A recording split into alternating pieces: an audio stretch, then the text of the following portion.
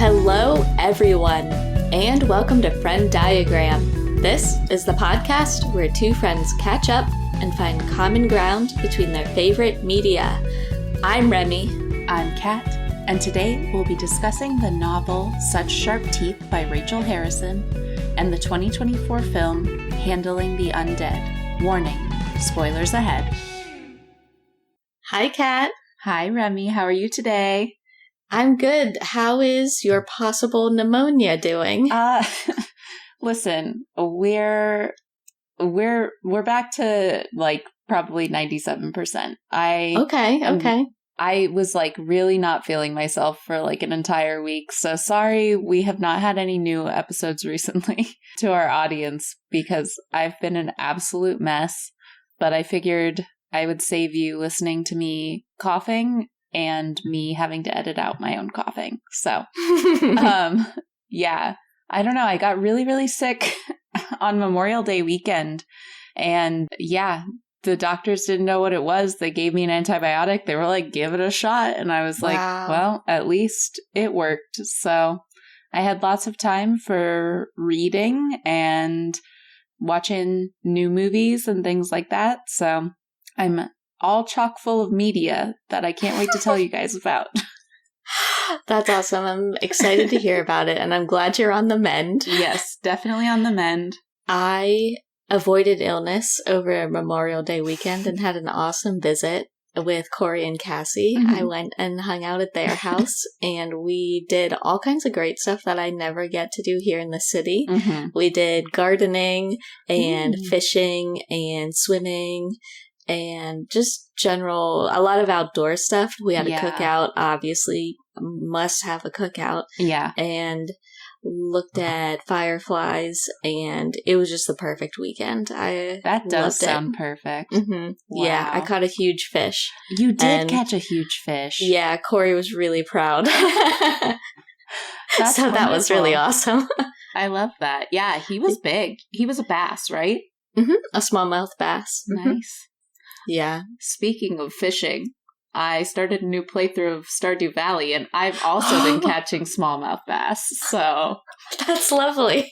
Is this a red flag for your mental state, or just, like, killing some time? It's very relaxing. I think it's been a good thing for me to, like, decompress while I'm writing my thesis, and I don't know, I've been in pretty good spirits, so... That's good. I wasn't sure if that was one of your, in case of emergency, break glass type of media. It generally is, but right now I've been doing pretty good. So, Well, everyone needs some of those, but I'm glad it's just for pleasure and not for emergency. Yeah, I was getting a lot of notifications about the new Stardew update, and I'm really jealous because it's not ported to console yet, so I can't play it. But PC gamers are like talking about all the new stuff in the Stardew Valley update. So, well, that's good. Hopefully soon, but I totally get why it takes a long time to port to console, but I want it. While I was sick, like I said, I've been watching a lot of media. Yeah. I wanted to tell you about this. I finally watched The Empty Man, which you recommended like forever ago when we were talking about my like whole fascination with cult horror right now. I've been thinking about that lately, and I was like, I gotta tell Kat to watch that again. And you must have just... We were on the same brainwaves. Yeah. Mm-hmm.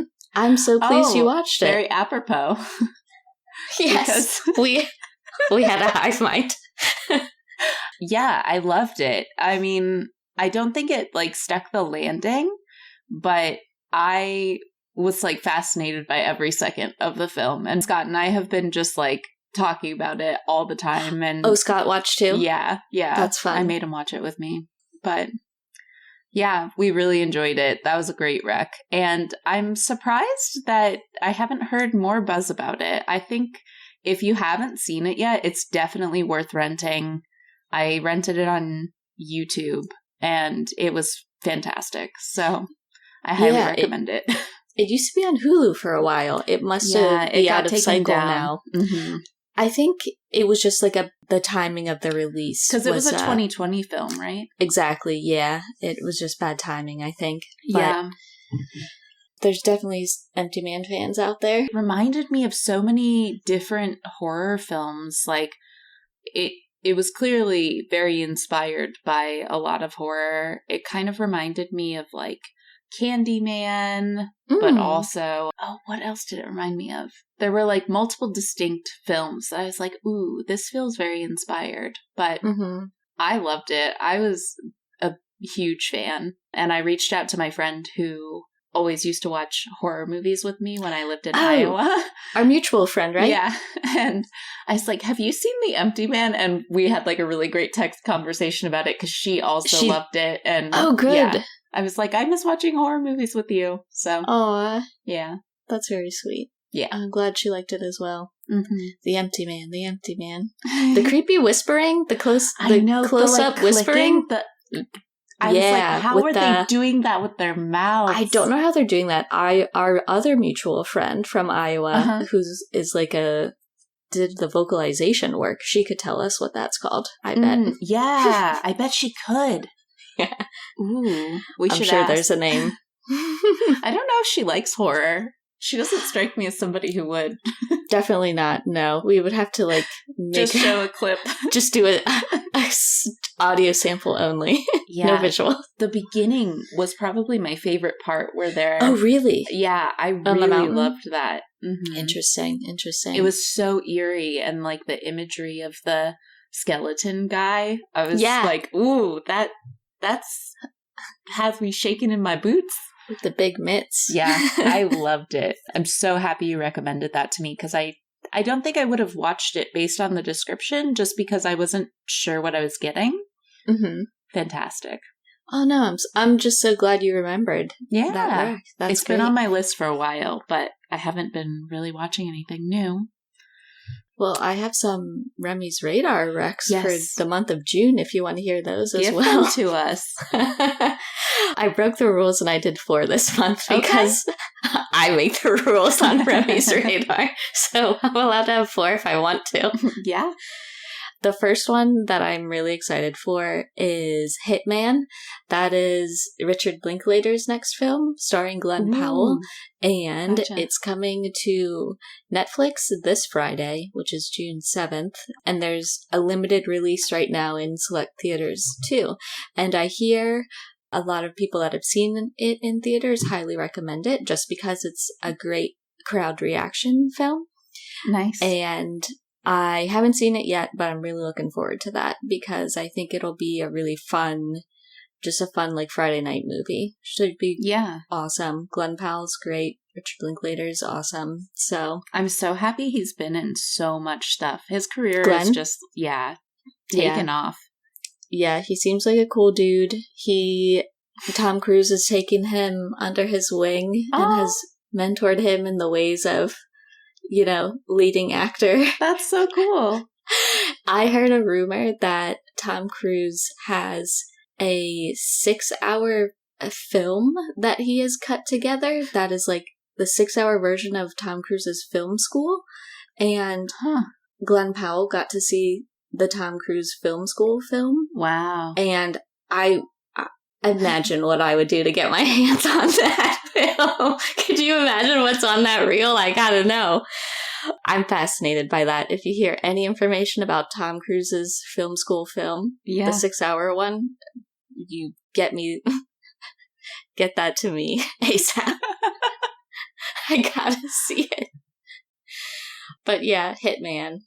It's coming on June 7th. Ooh. Also on June 7th is my pick of the week, actually. I'll be talking about Handling the Undead, which is a new film I've seen because it was in limited release at the IFC Center only, and it's going wider, but still to select cities on June 7th as well. So if that's showing near you, I highly recommend it, and I'm going to talk about that much more extensively during my turn on this episode. Then, oh my god, Kat, can you believe it is finally time for me to see the Bike Riders. Oh my gosh, it is June time to see the 21st. Bike Riders. Oh my God, I've been waiting forever. This is, I think, the final movie that was pushed off of 2023. Dune Part 2 was a big one, Challengers was a big one, and Bike Riders was a big pushed film for me. So we're finally seeing that. Jeff Nichols' film. Michael Shannon's in it. He's wearing a leather jacket. But, you know, there's a bunch of guys there. There's Austin Butler, Tom Hardy, Mike Feist, Jodie Comer is doing an accent.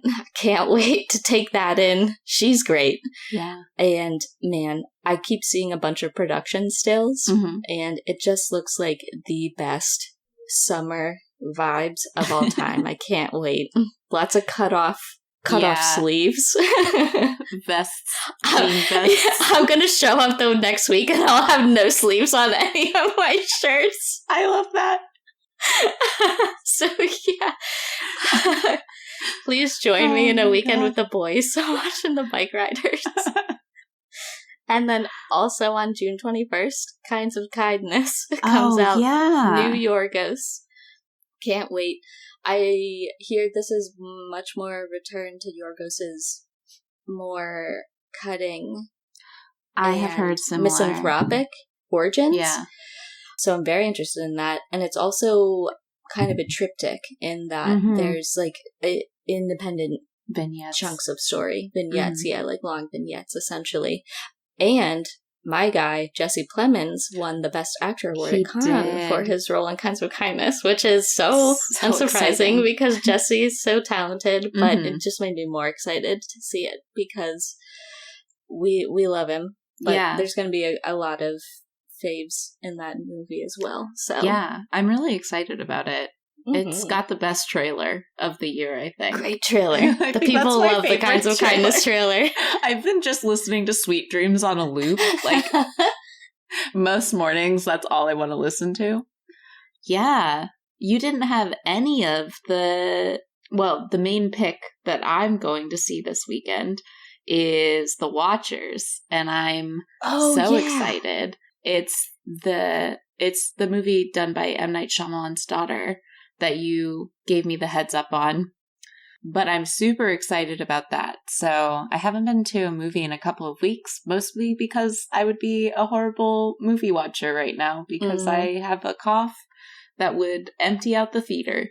But we're finally good, and I'm going to go to the movies. I also really want to go see In a Violent Nature this weekend. Me too! Ooh, okay.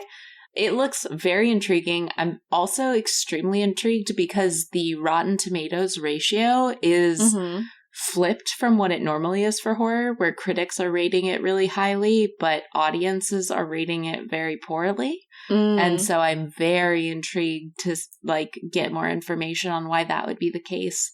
Yeah. Do you want me to tell you why I think that is based on what I've heard of it? Please. One movie critic that I follow on Twitter, I forget who it was that said it because I've read so many In a Violent Nature reactions. They basically said it's Perfect Days, but a serial killer. So yeah, that's what it looked like in the trailer. A slower pace. Yeah. And not super fast-paced or kinetic. Yeah. It's much more real-time, meditative pace, but with spikes of extreme violence. So I think so cool. I think if you're prepared for that pacing, then I think your expectations are calibrated correctly. Yeah. Yeah, it looks great. So I think we're going to do a double feature where we go see The Watchers first, and then they're showing In a Violent Nature at 10:45. So it's the last show of the day, and they've only got one showing each day. And I was like, I gotta go see this. So yeah, those are both on my weekend plans. Yeah. As well. If you end up wanting to know more about In a Violent Nature, the director was just on The Big Picture and did an interview with Sean Fennessy. So cool. I'll link that in the show notes. If anyone's interested. Yeah. So all kinds of stuff. All kinds of good stuff happening in June. I'm really excited because we're ramping up the summer release schedule. July is going to be stacked too. Yeah. I'm so excited.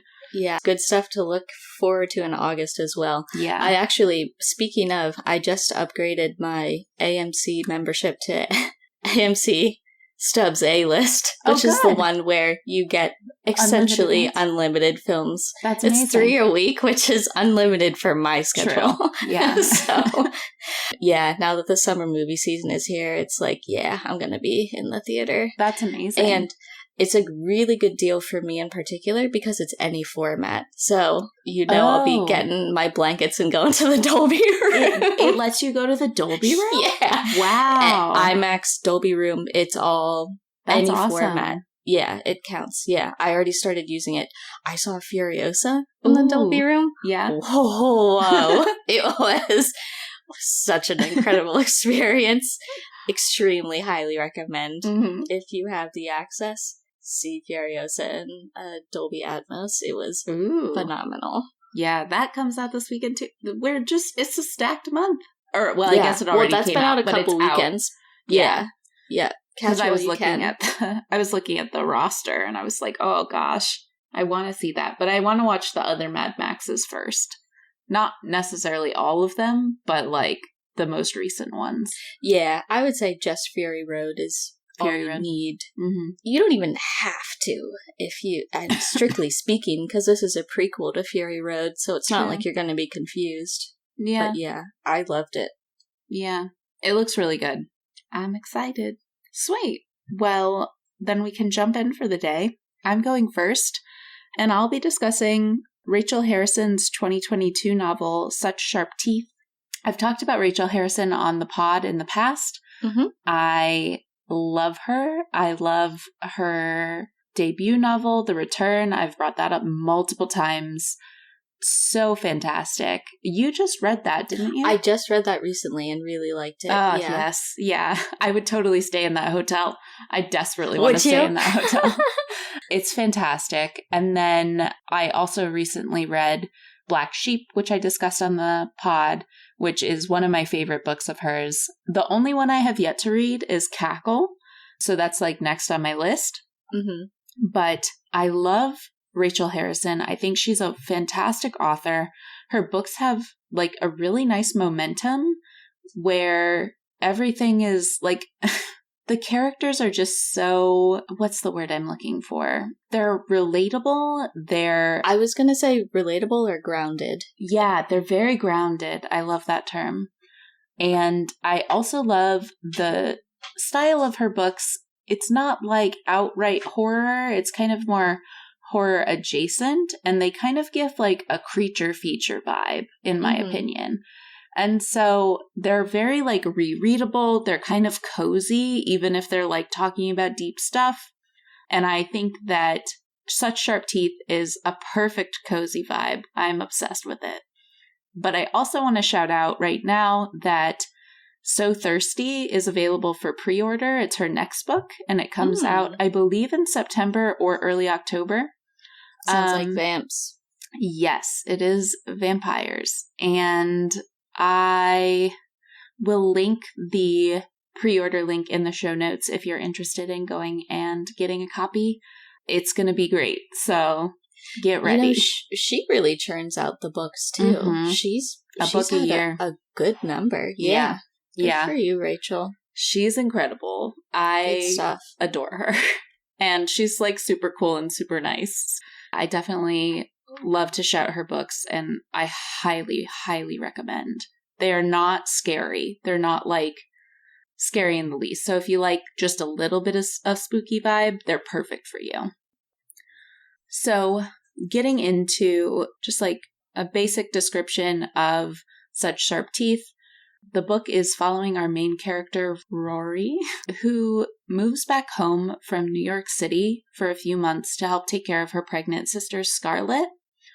And as is the case with any small town, when you come back, you're going to run into a lot of people. You're going to run into your childhood best friend who has been in love with you since you were in grade school. You're going to run into the troublemaking bad influence friend. Yes. You're going to run into all we love that friend.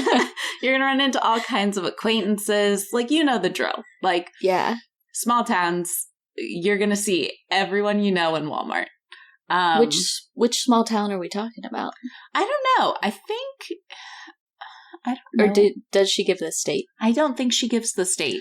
Really? Yeah, I don't think so. It's pretty nearby New York, so it's definitely East Coast. Yeah, but I was wondering if it was Southern New Jersey again, like it in might Black be. Sheep. Because isn't that where Rachel Harrison's from? I think so, yeah. Maybe it's that. Maybe. But, yeah, so small town vibes, running into everyone. One person that Rory does not expect to run into is a werewolf on a full moon. And the werewolf attacks her, bites her in the side, and she thinks she's, like, left for dead. Mm-hmm. But she survives the attack and starts to notice some wolfy traits start to develop. Oh, no. Rachel Yoder, help! And not only does she have to potentially juggle a transformation into a werewolf in a month that she is absolutely dreading, but she's juggling caring for her pregnant sister who is having, like, issues with her baby daddy. She has this budding romance with her childhood best friend happening. And she's reuniting with her, like, semi-estranged mom. So lots of things are going on in Rory's life. Mm-hmm. And she might also become a huge hairy beast once a month. So this book is one of my favorite books. It's, like, at the top of the list of favorite books for me now. It's so cozy. I could reread it like 5 more times and never get tired of it. Mm-hmm. It's one of my new favorite comfort reads, I think. The audiobook is really good. I did kind of like a hybrid format like I usually do where... I was wondering if you had the print version. Yeah. I don't know who did the audiobook. Yeah, I do. I'm going to give it to you the next time I'm in New York. I don't know who did the audiobook version. Let me Google that really quick. I loved the narrator. Let's see. It's narrated by Kristen Sieh, S-I-E-H, and she just has, like, a lot of personality. Like, she was reading it in the way that I would read it in my head. Mm-hmm. And so I was really enjoying her narration as well when I wasn't, like, able to sit down with my copy of the book. But yeah, this is quite possibly a perfect book. I'm obsessed. And I think that it had a very good sense of humor, as all of Rachel Harrison's books do. And I really loved Rory's, like, journey through, like, trying to figure it all out on her own and trying to, like, Google search werewolf cures and, like, what do I do if I'm a werewolf? And then, like, going into a despair spiral as she, like, goes down the rabbit hole and, like, ends up in metaphysical shops trying to, like, ask for advice. It's fantastic. Does she dedicate any investigation to who the werewolf was that bit her and started this cycle? Is that a part of it at all? It is a part of cool, because that's what I would do. Yeah, it's not like an intentional investigation, I would say, but let's just say when you live in a small town, you might cross paths. Okay. So I loved the, like, direction that took, and it was amazing. I don't want to give anything away. Cool. But that was fantastic. I felt like I was just, like, laughing a lot while I was reading it. It was so light and wonderful to read. I loved the resolution of the family drama that's going on. I think that it has some really interesting points about forgiveness and being willing to reconcile with people that have hurt you. And I really appreciated that aspect of this book. I do think that there are some brief aspects of this book that might be a little bit triggering to certain people. So if you feel like you might be sensitive, check out the content warnings. I highly recommend that. Nothing's very graphic, but I just think that it's good to check if that's part of your routine. And then, I just really liked the resolution of the family drama. But yeah, one of Rachel Harrison's strengths is writing just the best characters. Like, every character in this book feels like a real person, like so eccentric, but just real. Like, you could pull them out and talk to them on the street. And they have such strong personalities, and you just never get bored, like, listening to their dialogue with one another or hearing their internal monologues. Oh, I would say that if you like kind of like a cozy romance, this reminded me a lot of If Book Lovers was combined with An American Werewolf in London, which is an interesting vibe, but that's kind of what it made me think of. Okay, yeah, I can see where you're going. Yeah, and it was amazing. I adore it. So, yeah, highly recommend. I don't have a ton else to say about it, but please let me know if you check this out, anyone in our audience, because this is such a great book. Yeah. What does the main character do for work in the book? I think she does like consulting work with businesses. So she like goes around to a bunch of different businesses, but it's a very like high paying, fancy job. And she loves her life in New York, which is why she's like kind of displeased with moving back to the rural town that she's in right now. I love this book so much. I wish I could just like talk to you about all of my favorite scenes, but they would give things away that I don't want to give away. Well, I can't wait to read it, and then we can talk all about it. Yeah, so good. I just ordered a bunch of books. I try not to get too many until I've finished the ones that I have. But this week I was just like, I gotta get a bunch of books. These ones, they're just calling my name. So awesome. I'm excited. I'm back in the reading mood, I think. Yeah. So, yeah. Summertime's a perfect time to get back into reading. Perfect. You can go to Central Park, sit out with a book. Sounds wonderful. Ooh, the next time I'm in the city, I don't actually know where this is. Hold on. I'm not sure what part of Manhattan it's in. Oh, it's in Brooklyn. Bummer. I really want to go to this bookshop called The Ripped Bodice, and it specializes in romance books specifically, and it's really cool. So hopefully I can make it down there at some point. Yeah. You go to shows in Brooklyn from time to time. Maybe the next time you're there for an event. Yeah, maybe. Yeah. I think there's like a cool film museum in Brooklyn too.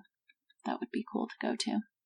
I've always wanted to go to the Nighthawk, which is, there's like a couple in Brooklyn, but I haven't gotten out there yet, just because it's far away. There's lots of theaters over here. Yeah. But it's also inconvenient. Yeah. But I think if you like made a day of it and like left early in the morning and went down, it could be fun. Yeah. I should check their schedule more regularly, because they show a lot of great like rep screenings for like stuff that I'll never be able to see in a theater otherwise. So should be more diligent about that. Yeah. Yeah. We can go get tattoos at my tattoo shop. The tattoo artist I went to just posted a tattoo that they did of a rat, and I was like, I really want to get a rat tattoo after my defense. So that'd be really cool. I might be going back eventually. Eat cheese and sin. Well, that's really exciting that you love this book. I can't wait to read it when you're able to pass me your copy. Yeah, it definitely like got me back into like a swing of reading, because I hadn't read in a while. And so I read that, and then I read 2 other books like back to back, and I was like, I'm on a roll. And I feel like Rachel Harrison's books are great for that, because they're so propulsive and just easy to get submerged and swept away in. Absolutely. Okay, well that's very, Very promising. So I'll talk about my pick this week, which is, like I alluded to, the new film called Handling the Undead. This was only showing at the IFC Center this week. Mm-hmm. Neon is distributing it, and it is expanding to more theaters on June 7th. So if you are interested at all, see if it's showing somewhere near you. Just a blanket apology from the top. There's going to be some really bad pronunciation of names on my part for this film. I'm really sorry, everyone. I just simply don't know how to pronounce a lot of these names. I deeply apologize. But this is a Norwegian film, and it's directed by Thea Hvistendal, and she also co-wrote it with John Ajvide Lindqvist, who was the screenwriter for Let the Right One In, which I know you're familiar with, Kat. Mm-hmm. And it stars Renate Riensve, who a lot of people, including me, know from The Worst Person in the World, and Anders Danielsen Lie, who's also from The Worst Person in the World. And Bahar Pars also stars as well. And this film debuted at Sundance earlier this year, and I saw the trailer around that time, so back around January, and immediately was very, very interested in it because the trailer has a very distinct tone, and I think the trailer does a great job of capturing the tone of the film. The film, in my mind, can be described as a humanist zombie film. It is set in Oslo, Norway during a heat wave in the summer months. And in the film, some sort of spontaneous electromagnetic event takes place, and this event causes the recently deceased to reawaken.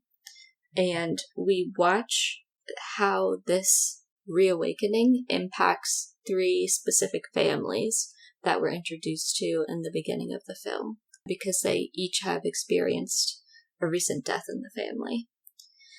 And one of the things that I really liked about this film was specifically the focus on those 3 families. I think it has a very restrained sense of scope, which to me is somewhat unique, especially for a zombie movie, which can oftentimes sprawl across like multiple cities or multiple states or multiple countries and continents. In this film, you're just seeing how it impacts these families that you've been introduced to. You see a little bit of the reaction in the community, like an emergency ward being set up at the hospital. So a little bit of reaction on the local level, but otherwise you're only seeing how it's impacting these characters that you've already been introduced to. And so you have a really grounded and emotional vessel for this event to impact from the beginning. So I think that's a really sensitive approach to the subject, and also just a unique approach in my experience with zombie films, because it's usually the other way around, where the focus is on this major event and how much chaos and hectic emergencies that it's causing. And in this film, the pacing is much more deliberate. There's no panic. There's no chaos. Everything is unfolding in what feels like real time, because you're given time to sit with people's reactions and people processing the return of some form of their loved one who they very recently thought they had to say goodbye to. And you see them grapple with the question of, is this form of my loved one, enough to want to hold on to that connection, essentially. And so I loved that not only is it actually grounded in characters, but it also it used a ton of realistic settings. So really realistic interiors, apartments and homes and hospitals. and things like that, where I firmly believed like people lived there in those spaces. It didn't look like a set that was built. It looked like a real place. And the lighting was incredibly naturalistic, which I have really been focusing on a lot lately, especially scenes that are filmed around dusk or dawn. I love a low lighting scene. And I just loved the way when characters were moving around these really realistic feeling interiors, you could tell they weren't like studio lit. Like they're moving around a room like you're sitting in the room watching them. And so you feel like everything you're seeing is hyper realistic. And I think that also helped make the film feel extremely grounded. Even though you're looking at a reaction to a supernatural event, you never for a second feel like you're in like a fantasy world. You feel like these are how people in the real world might react to this happening. Yeah. Another thing I really enjoyed is that the dialogue was pretty sparse, which was totally acceptable because the visual storytelling was extremely informative, and there was a ton of information about the characters that you could glean just from watching a wordless exchange between a father and a daughter, or how families say goodbye to each other when they're going to a mundane task. There was a lot of giving actors or performers space to have emotion play across their face without feeling the need to fill that space with a lot of words. And I really enjoyed that, and I also thought that showed a lot of really great restraint from a directorial point of view, and a lot of trust for those actors, because the performances are excellent, and I think it really benefits the audience to be able to sit with those performances and take in the interplay between these characters, because in each case there is such like a loaded family dynamic. Not just because up until very recently they were rebounding from grief, which is a huge family stress, obviously, but now that added stress of grappling with the reemergence of a family member who's in some sort of altered form is also stressful as well. So being able to sit with those characters, I think, really underscored the more humanist nature of the film, because it's not a film about violence or survival. It's a film about watching people process what's happening and trying to do the right things for themselves and for their family, and with respect for everyone involved. And so I thought that was an extremely interesting approach to this particular genre. I also really liked the sound design. That was extremely grounded as well. Anything from like the sound of a fan rotating, or the sound effect that they used for that like electromagnetic event that was happening. I thought it was extremely not too heavy-handed, I guess is what I'm trying to say. So really good sound design. There was a good animal acting. There's a bunny in this movie who is extremely cute and a very good actor. So good shout out to that. The animal acting and the animal wrangler. Another thing that really stood out to me was that this movie had great title card design. When the title card hits in the beginning, it just looks right. It's really good. So, good job whoever designed that. It looks incredible. And yeah, I just loved overall that this movie treats all of its characters with consideration and respect.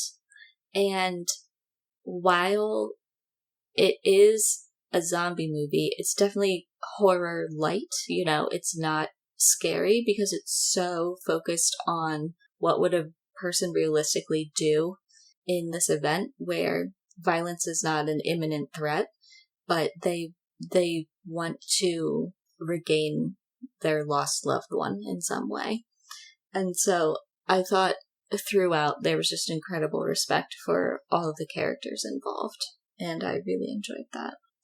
So yeah, overall, I just thought this was a deeply humanist film and a really considered approach to telling this type of story, and I cannot think of a more realistic and grounded depiction of a horror story.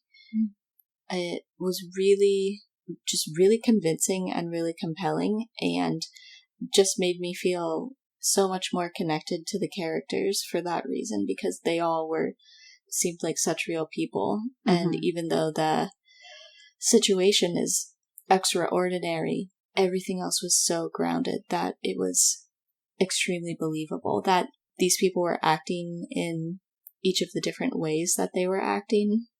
I was never, frustrated with what people were doing, because the emotional groundwork was laid to, show why someone might act in that way.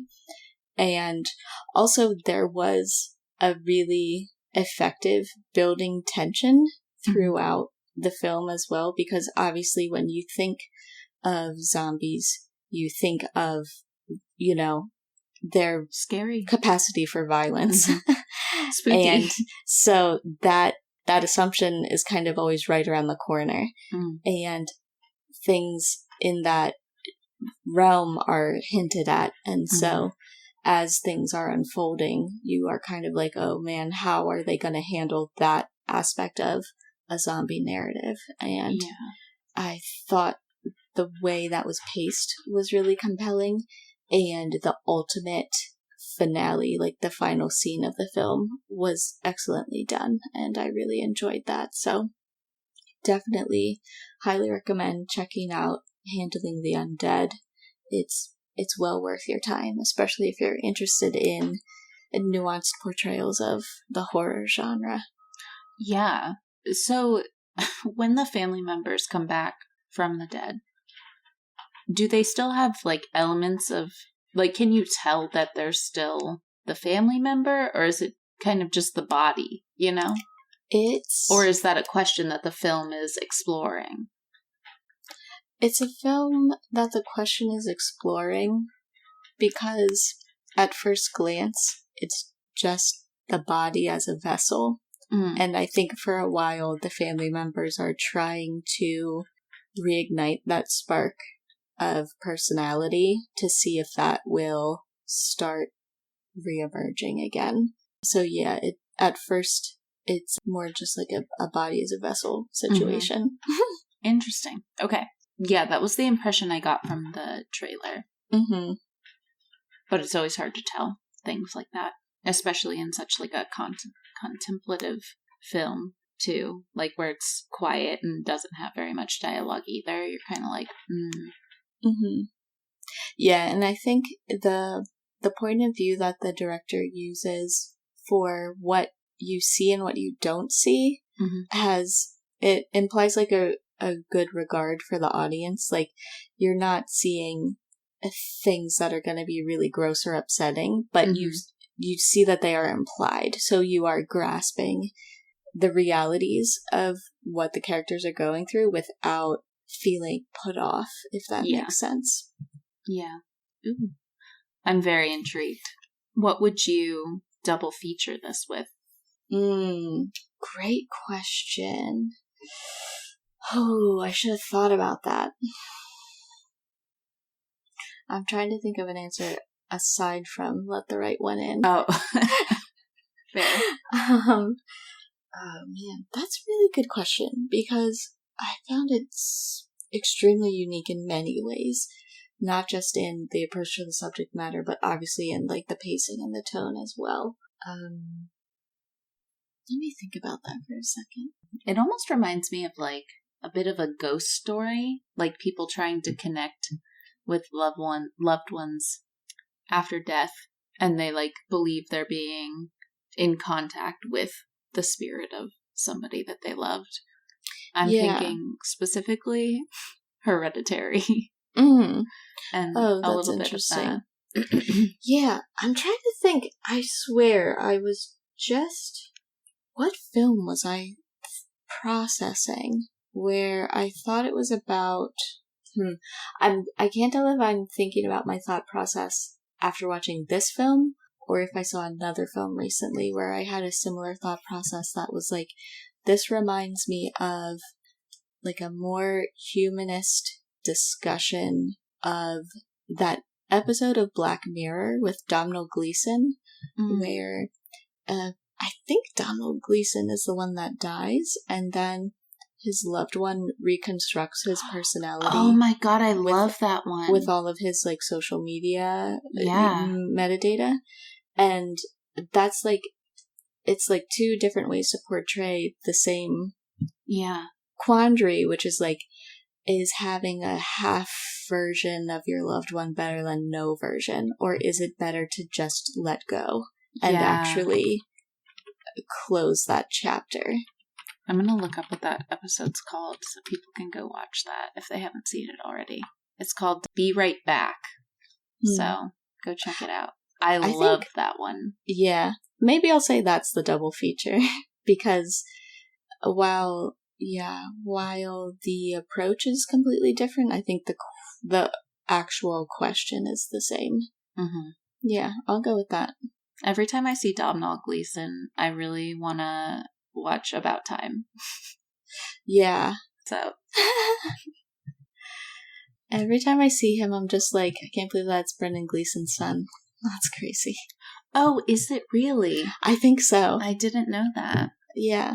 And he has another son who's an actor who's in Phantom Thread. And every time I see him, I'm like, the Gleeson boys. Oh, so interesting. Oh, now I want to watch Ex Machina again, too. Mm-hmm. That sounds really wonderful. I hope it comes to a theater near me soon. Yeah, I hope so, too.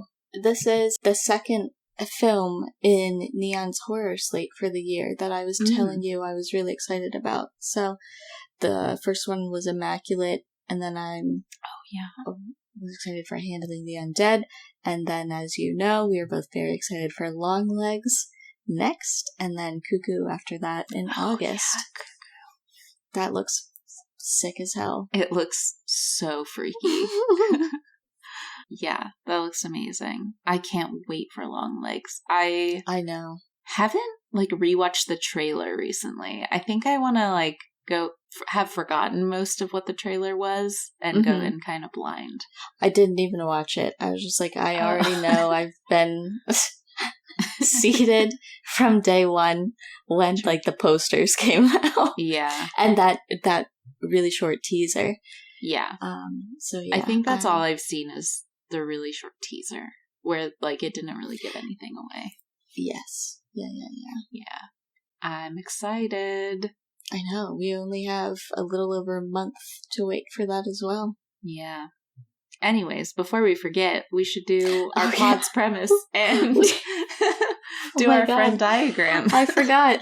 What do these two things have in common? What do they have in common? Both of them fall in the horror adjacent categories. Oh, yeah. I would say, right? Mm-hmm. Yeah.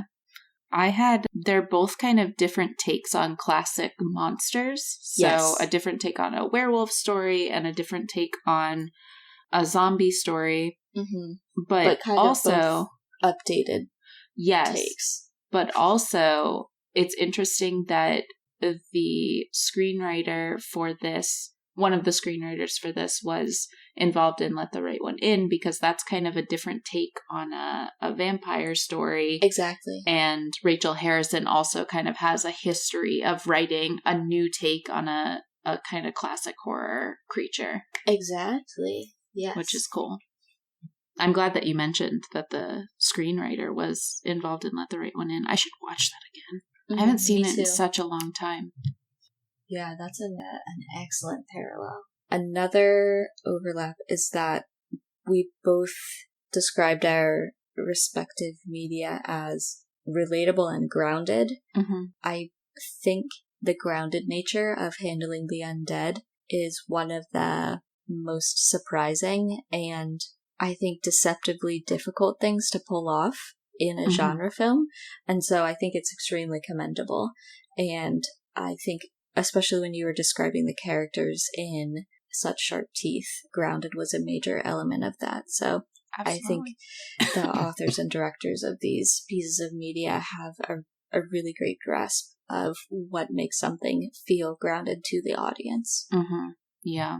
I think that this kind of goes with what you just said, but I wrote that both of them have a pretty small scope, which I think adds to the grounded nature. You're not like introduced to too many new characters and parties, I guess.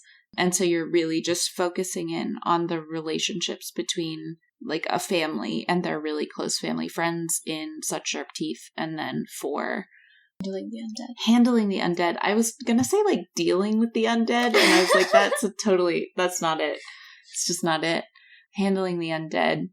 Obviously you're like in like very close family situations and seeing it from that point of view. Yeah, which is absolutely. Really cool. Yeah, that is an asset for both of them. I think the small scope allows you to look at things with actual detail instead of skimming over them in some type of omniscient view of a catastrophe. Resolving family drama seems like major themes of both. Oh, yeah. Definitely a lot of different types of family drama in Handling the Undead because you get a sampling of different families. And it seems like there's a lot of different dynamics going on in Such Sharp Teeth as well. Yeah, for sure. Yeah, there's a lot. Yeah. And kind of relatedly, I think it's about processing, both pieces are kind of processing changes to a loved one and trying to understand what that means for your family. So in Such Sharp Teeth, the one person that Rory kind of confides in is her sister, and her sister like is kind of processing like, is my sister insane? Is she actually a werewolf, you know? And so, but like kind of approaching that with love and care the whole way through. And then obviously in Handling the Undead, there's a lot of changes to be processed and kind of decisions to be made based on that. Yeah, absolutely. These are really compatible pieces. I know. Fantastic. Do you have any other ones? That's all I had. I just had one more. They both have animal characters. I didn't bring this up in my discussion, but some really interesting parts of Such Sharp Teeth are Rory's interactions with her sister's dog after she starts turning into a werewolf. Because the dog, like, senses something's up, and naturally. He's like, absolutely the fuck not. But then they form a camaraderie in the end, and it's amazing. But I really liked the interactions with the dog, and I thought for sure she was going to accidentally kill the dog, but no dogs died in the making of this book. So if you're worried about that, no dogs die. And then in Handling the Undead, there's a bunny. Yeah, Balthazar. Balthazar. Did you ever read, when you were a kid, Bunnicula? Oh my god, I definitely remember seeing that offered in the classroom. I don't have a memory of actually reading it, though. I definitely read it with my mom. We had a really good time. Because so sweet. I was really young when it first came out. I think she and I would do chapter by chapter reading out loud to practice reading out loud for me. So I got introduced to horror through Bunnicula. That's awesome. But Balthazar just reminds me of, like, a Dracula bunny for some reason. I love it. What a name. But yeah, that's all I've got. These were really compatible. Definitely. I think this is one of our best friend diagrams to date. So definitely keep an eye out at your local theaters for Handling the Undead. That's released this weekend in a wider release. So keep an eye out for that. I certainly will be. And take the time to go pre-order Rachel Harrison's new book, So Thirsty. The link is in the show notes. And also pick up a copy of Such Sharp Teeth or The Return. I they're so good, guys. You gotta start appreciating Rachel Harrison because she is incredible.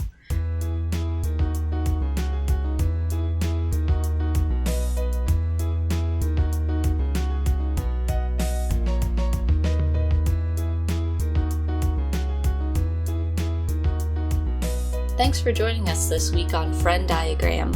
Thank you to Tyler Seek for the creation of our intro and outro music. Did you take any of our recommendations? Have any thoughts on the show? Let us know at frienddiagrampod@gmail.com, and we might read your email on a future episode. If you can, please take a moment to rate and review the show on your podcast app of choice, and we'll see you back here, same place next week. Bye for now.